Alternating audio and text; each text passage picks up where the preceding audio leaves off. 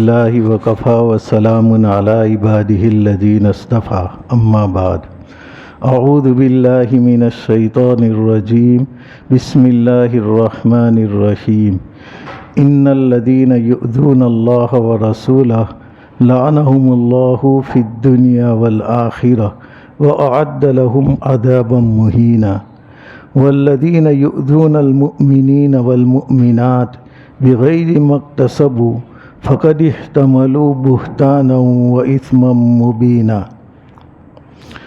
بے شک وہ لوگ جو ایذا دیتے ہیں اللہ اور اس کے رسول کو، اللہ کی اس کے اوپر لعنت ہے دنیا اور آخرت میں، اور ان کے لیے اہانت آمیز، اس کو ذلیل کرنے والا عذاب ان کے لیے تیار کر رکھا ہے۔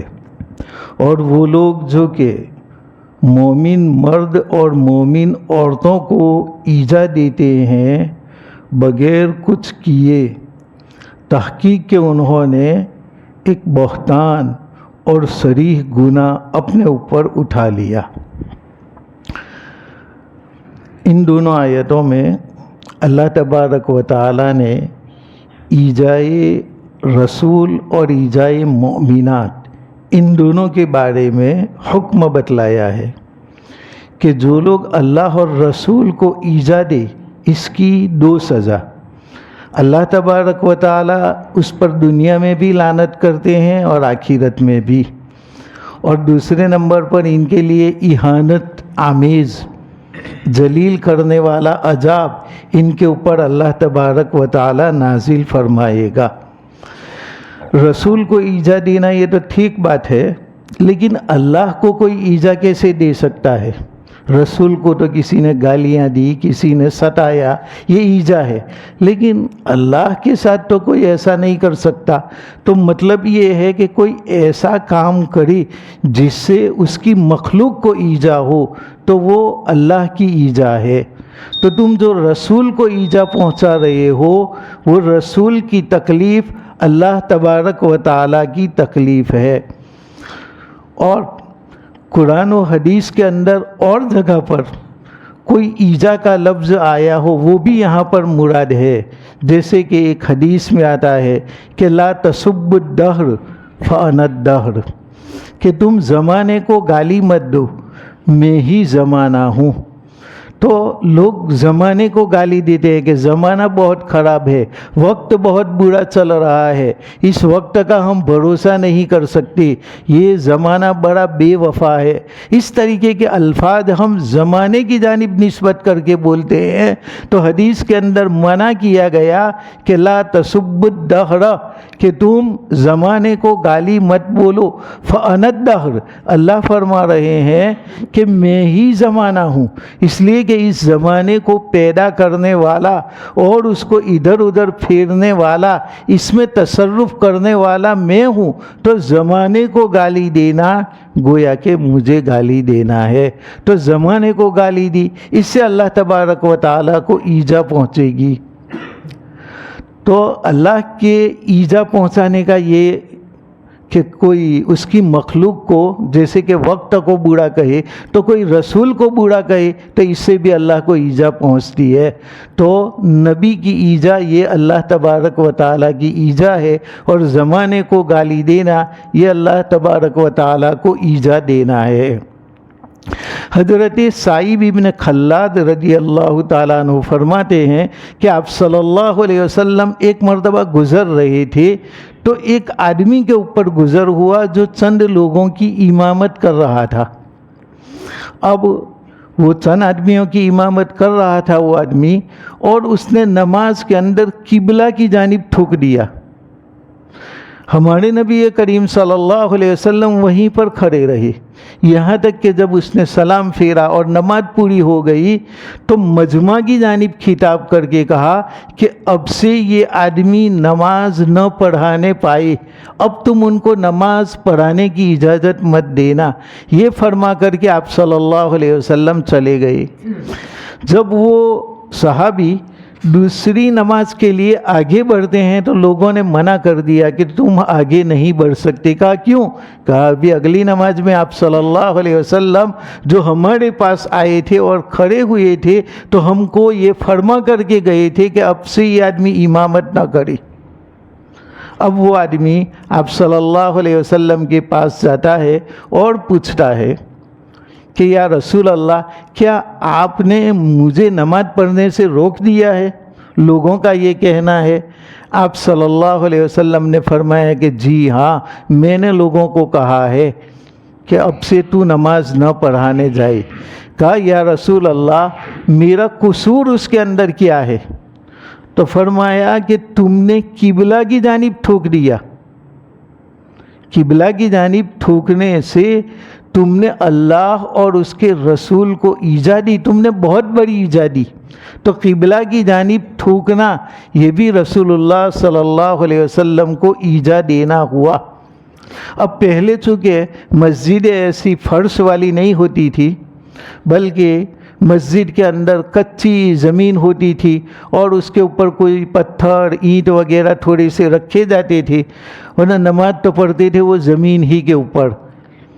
अब ऐसी जगहों के ऊपर थूकने में, वो भी मजबूरी की हालत में नमाज में थूक आ गया तो कोई हरज नहीं है। लेकिन हमारे नबी करीम सल्लल्लाहु अलैहि वसल्लम ने पहले से अदब बतलाया कि किबला की जानिब कोई न थूके और दाहिनी जानिब न थूके, बल्कि बाईं जानिब थूक लेना चाहिए अगर किसी को लुआब आ जाए तो। आज भी तुम अरब के अंदर जाओ तो अरब के अंदर देखोगे कि वो लोग टिश्यू पेपर रखते हैं और उनको थूक आ जाता है तो इस टिश्यू पेपर के अंदर रख लेते हैं और फिर जो डिब्बा होता है इसी के अंदर डाल देते हैं।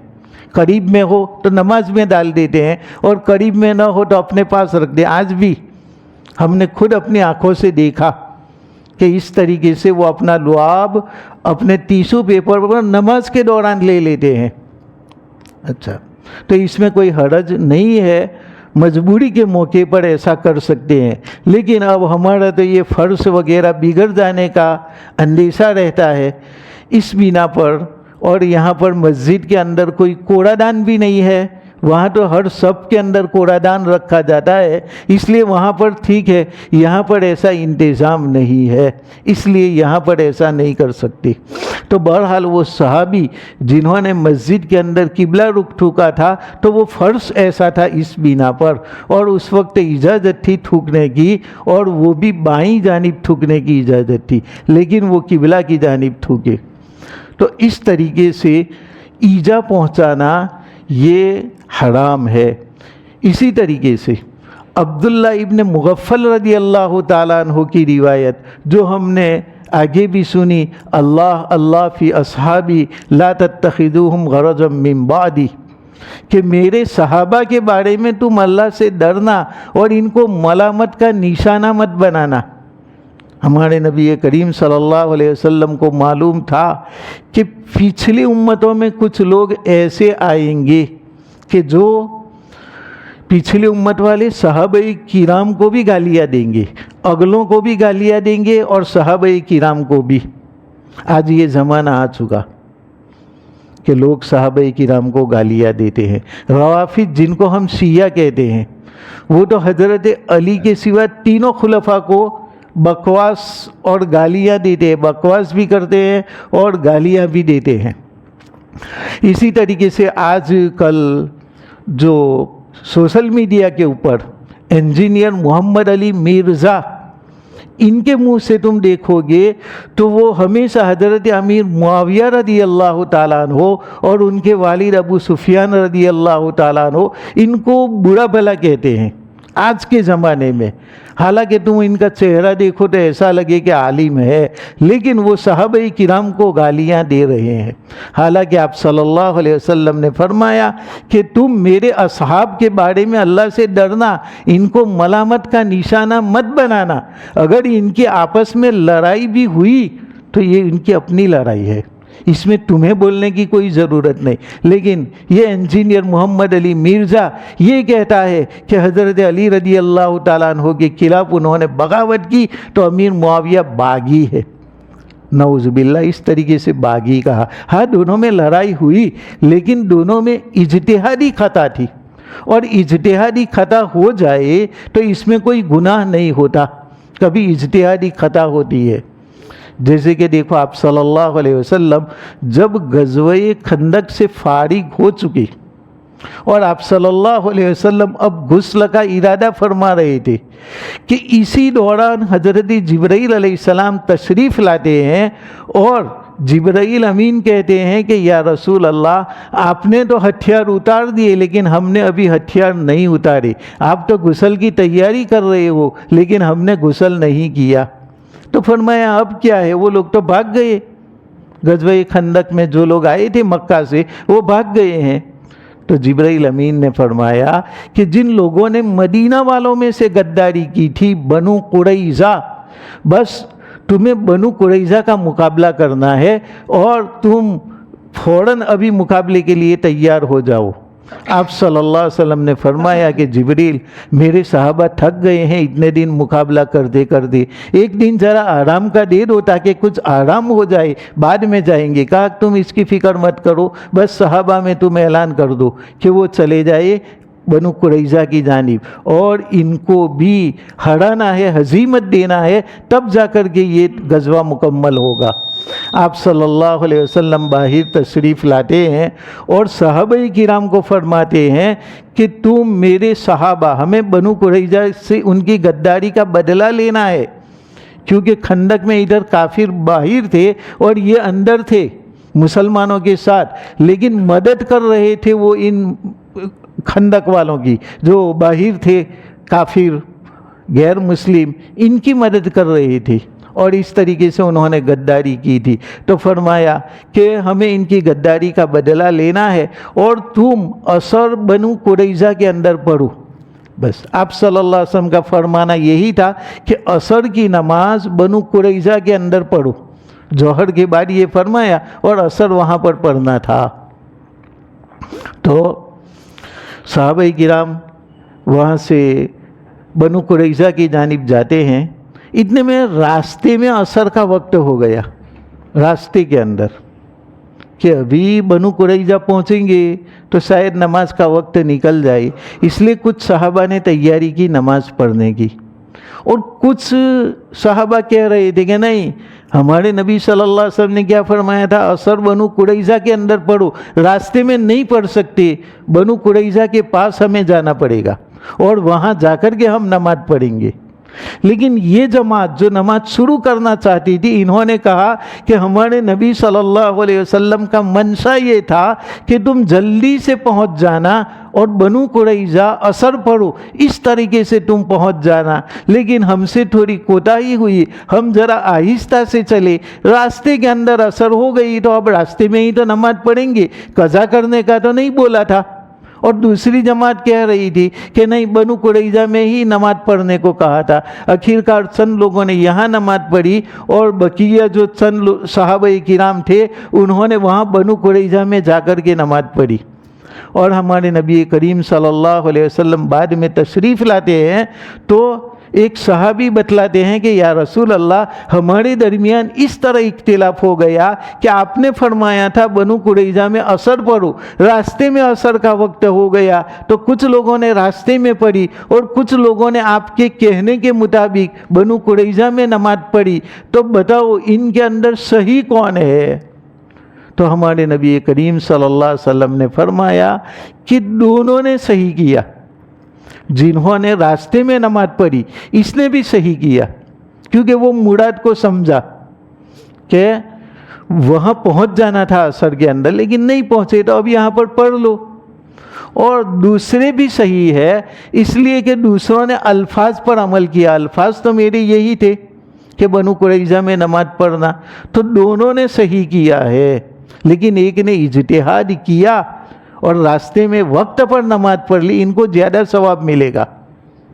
हालांकि नबी सल्लल्लाहु अलैहि वसल्लम का तरीका दोनों ने पकड़ा, लेकिन जिन्होंने वहाँ नमाज पढ़ी इन्होंने अल्फाज लिए, और जिन्होंने रास्ते में नमाज पढ़ी इन्होंने अपने दिमाग से शरई तौर पर इज्तिहाद किया। تو اس کا زیادہ ثواب ان کو ملا. تو یہاں دونوں کا فعل ہے, دونوں الگ الگ کر رہے ہیں لیکن دونوں صحیح ہے. تو حضرت امیر معاویہ اور حضرت علی رضی اللہ تعالیٰ عنہ کے درمیان جو لڑائیاں ہوئی تو ان لڑائیوں کے اندر دونوں اجتہاد کر رہے تھے. حضرت علی سمجھ رہے تھے کہ میں سچا ہوں اور حضرت امیر معاویہ رضی اللہ تعالیٰ عنہ سمجھ رہے تھے کہ میں سچا ہوں. کیونکہ یہ لڑائی کی جو بنیاد پڑی وہ اس طریقے پر کہ حضرت عثمان غنی رضی اللہ تعالیٰ عنہ کے اوپر باہر سے مصری وغیرہ لوگ آئے تھے اور انہوں نے مدینہ میں آ کر کے حضرت عثمان غنی رضی اللہ تعالیٰ عنہ کے گھر کا محاصرہ کر لیا, کھانا پینا وغیرہ ہر ایک روک دیا اور ان کو باہر بھی نہیں آنے دیتے تھے. حضرت عثمان رضی اللہ تعالیٰ عنہ ان کو پکارتے تھے کہ مدینہ میں کنواں نہیں تھا, پیاس کے لیے ضرورت پڑتی تھی پانی کی, تو میں نے ہی کنواں خرید کر کے وقف کیا تھا, کیا آج تم مجھے اس سے ایک گھونٹ پینے سے بھی منع کرتے ہو؟ یہ حضرت عثمان رضی اللہ تعالیٰ عنہ نے سمجھایا, لیکن جو باقی عناصر تھے وہ سمجھے نہیں. اور حضرت عثمان غنی رضی اللہ تعالیٰ عنہ تلاوت کر رہے تھے فَسَيَعْلَمُ الَّذِينَ ظَلَمُوا أَيَّ مُنْقَلَبٍ يَنْقَلِبُونَ. اس آیت پر آئے کہ ان باغیوں نے حضرت عثمان رضی اللہ تعالیٰ عنہ کو شہید کر دیا. اب اس کے بعد حضرت علی رضی اللہ تعالیٰ عنہ کی جب حکومت یہاں پر ہوئی تو ادھر باغی لوگ تھے جو طرفداری کر رہے تھے حضرت علی رضی اللہ تعالیٰ عنہ کی, اور ادھر حضرت امیر معاویہ رضی اللہ تعالیٰ عنہ حضرت عثمان کی جانب سے شام کے گورنر تھے. تو جب ان کو پتہ چلا کہ حضرت علی کے لشکر میں باغی لوگ ہیں اور وہ باغی لوگوں کو سزا نہیں دیتے, تو حضرت امیر معاویہ رضی اللہ تعالیٰ عنہ نے حضرت علی کو کہا کہ تم جو باغی عناصر ہیں جنہوں نے حضرت عثمان کو شہید کیا, ایک ایک سے چن چن کر کے بدلا دو اور ان میں سے تم کسی کو بھی مت چھوڑو. یہ حضرت امیر معاویہ رضی اللہ تعالیٰ عنہ کا کہنا تھا, اور یہ کوئی غلط بات تو نہیں تھی. وہ چاہتے تھے کہ ایک امیر المؤمنین کو شہید کر دیا جائے تو پھر ان کا تو قتل ہونا ہی چاہیے ان باغی عناصر کا. آج کوئی وڈا پردھان کو قتل کر کے دیکھ لے, راجیو گاندھی یہاں پر جب اس کا قتل واقع ہوا تو کتنے زیادہ طوفان ہوئے, اندرا گاندھی کے وقت کتنے طوفان ہوئے. یہاں تو ایک امیر المؤمنین ہے, ان کو شہید کیا جا رہا ہے, اور حضرت امیر معاویہ رضی اللہ تعالیٰ عنہ حضرت علی کو کہہ رہے ہیں کہ کسی طریقے سے تم ان باغی عناصر کو قتل کر دو. اب حضرت علی رضی اللہ تعالیٰ عنہ دیکھتے تھے کہ مدینہ والوں سے زیادہ تو یہ باغی عناصر ہے اور میرے لشکر کے اندر یہ گھس چکے ہیں, اور بہت سارے مدینہ والوں کو بھی انہوں نے اپنے فیور میں کر لیا تھا. اگر ان کو سزا دیتے تو پھر بغاوت اور زیادہ بڑھتی اور مسلمان اور مدینہ والے آپس میں قتل و قتال کرتے اور خوب زیادہ قتل ہوتے. اس لیے حضرت علی رضی اللہ تعالیٰ عنہ نے پیغام بھیجا کہ ابھی میرے پاس اتنی طاقت نہیں ہے کہ میں ان سے بدلہ لے سکوں. میرے لشکر میں بھی زیادہ تر وہی ہے جو مصریوں کی جانب ہے, تو ایک تو مصری لوگ ہی کم نہیں ہے اور مدینہ کے کچھ لوگ بھی مصریوں کی جانب ہو چکے ہیں. اگر میں ان سے بدلہ لوں گا تو آپس میں لڑائی ہو جائے گی. پہلے تم میری مدد کرو اور میری حکومت کو طاقتور بناؤ, اس کے بعد میں چن چن کر کے حضرت عثمان کا بدلہ لوں گا. تو حضرت علی کا سوچنا بھی کیا غلط تھا, دونوں کا سوچنا برابر تھا. حضرت امیر معاویہ فوری طور پر بدلہ لینا چاہتے تھے, اور ادھر حضرت علی فرماتے ہیں کہ فوری طور پر بدلہ لوں تو بغاوت ہو جائے گی اور یہ جو بچی کھچی حکومت ہے وہ بھی نہیں رہے گی. تو پھر ہم کس طریقے سے اسلام کا نظم آگے چلائیں گے, جہاد کا نظم ہم کس طریقے سے آگے چلائیں گے, یہ ان کو فکر تھی. اور اسی میں دونوں کی آپس میں لڑائی ہوتی ہے, تو دونوں کی اجتہادی خطا تھی. البتہ اس میں حضرت علی رضی اللہ تعالیٰ عنہ حق پر تھے اور حضرت امیر معاویہ رضی اللہ تعالیٰ عنہ خطا پر تھے، لیکن وہ خطائے اجتہادی تھی۔ جیسے آپ صلی اللہ علیہ وسلم نے راستے میں نماز پڑھنے والوں کو بھی صحیح کہا، بنو قریظہ میں پڑھنے والوں کو بھی صحیح کہا، اسی طریقے سے یہاں پر بھی حضرت امیر معاویہ کا سوچنا بھی صحیح ہے، حضرت علی رضی اللہ تعالیٰ عنہ کا اجتہاد بھی صحیح ہے، لیکن وہاں پر سچے وہ لوگ تھے جنہوں نے راستے میں نماز پڑھی، یہاں پر سچائی پر حضرت علی رضی اللہ تعالیٰ عنہ تھے۔ لیکن جیسے وہاں پر جنہوں نے بنو قریظہ میں نماز پڑھی ان کے اوپر کوئی سزا نہیں، اللہ ان کو معاف کر دے گا، اسی طریقے سے یہاں پر بھی حضرت امیر معاویہ رضی اللہ تعالیٰ عنہ کو کوئی سزا نہیں، اللہ تبارک و تعالیٰ انہیں معاف کر دے گا۔ لیکن یہ صحابہ کرام کے اوپر گالیاں بولتے ہیں۔ تو اب تلک امت قد خلت، کہ یہ ایک جماعت تھی، صحابہ کرام آپس میں بھائی بھائی کی طرح ہے، کبھی بھائیوں کا آپس میں جھگڑا ہو جاتا ہے تو یہ آپس میں نمٹاتے ہیں، دو بھائی سگے بھائی ہے لڑے اور ایک تیسرا آدمی آئے اور ایک بھائی کو خوب مارنے لگے تو یہ لڑنے والا خود اس کو مارے گا کہ میرے بھائی کو تو پیٹنے والا کون؟ بھائی میں نے تیرا فیور کیا، ارے فیور کی کیا بات ہے، میرا سگا بھائی ہے، ہم تو آج لڑے کل جمع ہو جائیں گے، لیکن تجھے اس میں بولنے کی کیا ضرورت ہے؟ اسی طریقے سے صحابہ کرام آپس میں بھائی بھائی تھے، ایک بند مٹھی کی طرح تھے۔ اس لیے ہم حضرت علی کے خلاف بھی نہیں بول سکتے، حضرت امیر معاویہ رضی اللہ تعالیٰ عنہ کے خلاف بھی نہیں بول سکتے، بلکہ ان کی آپس میں محبت ہے۔ تو دیکھو کہ ایک بادشاہ نے حضرت امیر معاویہ رضی اللہ تعالیٰ عنہ کو کہا کہ تم ایک کام کرو، علی کے اوپر حملہ کر دو، ہم تمہیں ساتھ دیں گے۔ وہ روم کا بادشاہ تھا، تو اس نے ایک کام لیا کہ مسلمانوں کو اندر لڑائی، اس لیے حضرت امیر معاویہ کو کہا کہ ہم مدد کریں گے، تم علی پر حملہ کر دو۔ تو حضرت معاویہ رضی اللہ تعالیٰ عنہ فرماتے ہیں کہ رومی کتے، اگر تو نے آنکھ اٹھا کر کے بھی حضرت علی کی جانب دیکھا تو میں تیری آنکھیں نکال لوں گا، اگر تو نے ان کے اوپر حملہ کرنا چاہا تو علی کے لشکر کا پہلا سپاہی میں ہوں گا۔ یہ محبتیں تھی، آپس میں بھلے لڑتے تھے لیکن اس کے ساتھ ساتھ ان کے اندر محبتیں بھی تھی اتنی زیادہ۔ اور ہم کسی صحابی کو برا بھلا کہے، یہ اللہ کو بھی ایذا دینا ہے، رسول اللہ کو بھی ایذا دینا ہے۔ اللہ اللہ فی اصحابی لا تتخذوہم غرضا من بعدی، ان کو ملامت کا نشانہ مت بناؤ۔ فمن احبہم فبحبی احبہم ومن ابغضہم فببغضی ابغضہم، جو صحابہ سے محبت کرے گا وہ میری محبت کی وجہ سے اب میرے صحابہ سے محبت کرے گا، اور جو صحابہ سے بغض رکھے گا وہ مجھ سے بغض کی بنا پر صحابہ سے بغض رکھے گا۔ اور اس کے بعد آپ صلی اللہ علیہ وسلم نے فرمایا کہ فمن آذاہم فقد آذانی، کہ جنہوں نے میرے صحابہ کو ایذا دی اس نے مجھے ایذا دی، ومن آذانی فقد آذ اللہ، اور جس نے مجھے ایذا دی اس نے اللہ کو ایذا دی، ومن آذ اللہ یوشک ان یأخذ، اور جس نے اللہ کو ایذا دی تو قریب ہے کہ اللہ پکڑ کر لے، کیونکہ وہ تو طاقت والا ہے، سلطنت والا ہے، کسی وقت بھی تمہاری پکڑ کر سکتا ہے۔ تو صحابہ کرام کو ایذا دینا یہ بھی رسول اللہ صلی اللہ علیہ وسلم کو ایذا دینا ہے، اور رسول اللہ صلی اللہ علیہ وسلم کو ایذا دینا یہ اللہ کو ایذا دینا ہے۔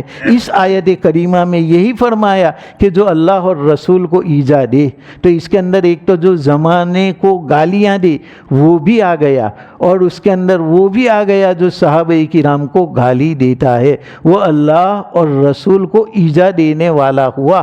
اور ان کے اوپر دو سزائیں، ایک دنیا میں تو لعنہم اللہ فی الدنیا والآخرہ، دنیا میں بھی ان کے اوپر لعنت اور آخرت میں بھی ان کے اوپر لعنت، اور دوسری آخرت کی سزا وَأَعَدَّ لَهُمْ عَذَابًا مُهِينًا، اور ہم نے ان کے لیے رسوا کن عذاب تیار کر رکھا ہے۔